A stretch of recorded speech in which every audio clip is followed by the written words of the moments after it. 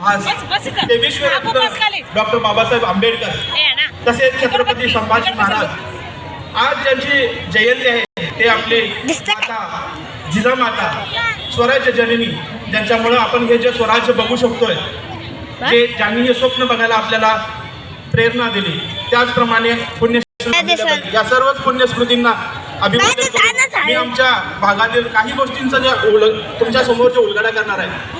आमच्या भागाचे सर्वच मातब्बर उमेदवार इथं उपस्थित आहेत. माननीय अनुशे साहेब आहेत, माननीय किसनदादा शिंदे, दादासाहेब पाटले साहेब आहेत, त्यांच्या सोबतीला मेघाताई आहे आणि आमचे जे युवा नेते आहेत ज्यांना आत्ता संधी मिळाली आहे की फक्त आणि फक्त त्यांच्या कर्तृत्वामुळे आणि जांभळे साहेबांचा परिस्पर्श होऊन जो माणूस आज सोन्यासारखा पावन झाला ते आपले सचिन कांबळे.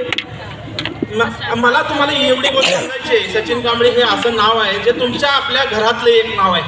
काय होतं या माणसाजवळ, ज्याने भाजीपाला विकून आज आपलं कर्तृत्व स्थापन करून आज तो आपल्यासमोर उभा आहे आणि एका सर्वसामान्य माणसाला न्याय मिळवून देण्याचं काम जाळीबे साहेबांनी केलं. त्याबद्दल आम्ही त्यांच्या मनापासून आभारी आहोत. आज आपण या महायुतीच्या महामेळाव्यात लोकशाहीचा महोत्सव साजरा करण्यासाठी आपण उभा आहोत. मतदान करून 15 तारखेला आपल्याला या चारही उमेदवारांना आपल्याला नगरपालिकेत पाठवायचं आहे आणि आपली कामं करून घ्यायचे. हे बघा, आपल्याला एक दिवसाचं एक मत द्यायचं आहे आणि चारही उमेदवाराकडून आपण येणाऱ्या 5 वर्षात किंवा किंबहुना त्याच्या पुढील वर्षामध्ये आपल्याला कामं करून घ्यायची आहेत. जी तुमच्या मनातली कामं आहेत ती आपल्याला यांच्याकडून करून घ्यायची आहेत. जास्त वेळ लावणार नाही. मान्य